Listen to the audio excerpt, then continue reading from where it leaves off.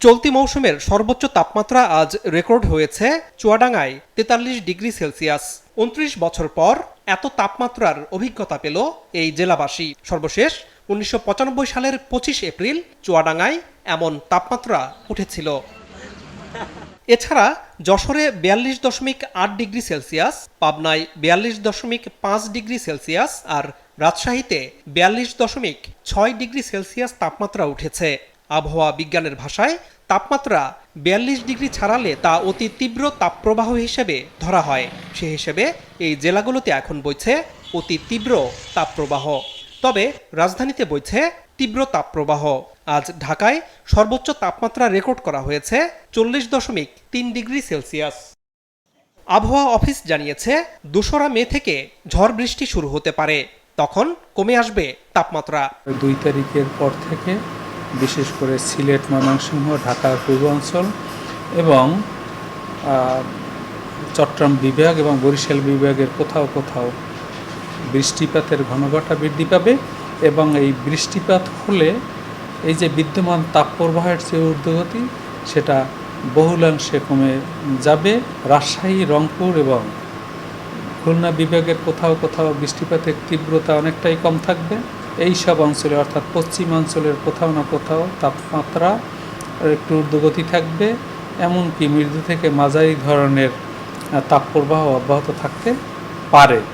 এই তাপপ্রবাহে শিক্ষক ও শিক্ষার্থীদের স্বাস্থ্য সুরক্ষায় বৃহস্পতিবার পর্যন্ত হাইকোর্ট প্রাথমিক, মাধ্যমিক ও উচ্চ মাধ্যমিক পর্যায়ের শিক্ষা প্রতিষ্ঠান বন্ধ রাখার নির্দেশ দিয়েছেন।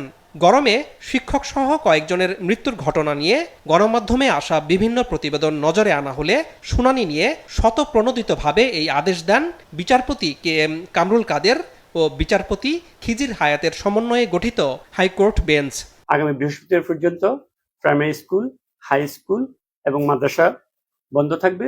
তবে যেসব শিক্ষা প্রতিষ্ঠানে এসি আছে, যেসব হাই স্কুল, কলেজ, বিশ্ববিদ্যালয় এ লেভেল, ও লেভেল এবং পাবলিক পরীক্ষা এর আওতামুক্ত থাকবে, এই আদেশে আওতামুক্ত থাকবে।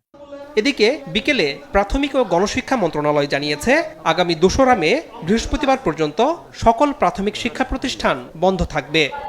তবে শিক্ষা মন্ত্রণালয় জানিয়েছে শুধু আগামীকাল পর্যন্ত খুলনা ও রাজশাহী বিভাগের সকল জেলা, ঢাকা, টাঙ্গাইল, নারায়ণগঞ্জ, মুন্সিগঞ্জ, গাজীপুর, মানিকগঞ্জ জেলা, রংপুর বিভাগের কুড়িগ্রাম ও দিনাজপুর জেলা এবং বরিশাল বিভাগের পটুয়াখালী জেলার সব মাধ্যমিক স্কুল, কলেজ, মাদ্রাসা ও কারিগরি শিক্ষা প্রতিষ্ঠান বন্ধ থাকবে।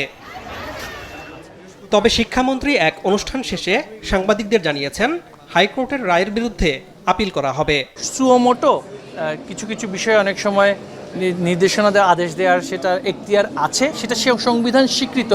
তবে যেখানে ইতিমধ্যে শিক্ষা মন্ত্রণালয়ের সেখানে সাংবিধানিক একটা এখতিয়ার আছে, সেখানে এই বিষয়ে যদি কোনো সিদ্ধান্ত হয়ে থাকে আমরা সেটা অবশ্যই তার উপরের আদালতে আমরা অ্যাপিলেট ডিভিশনে সেটা নিয়ে যাব।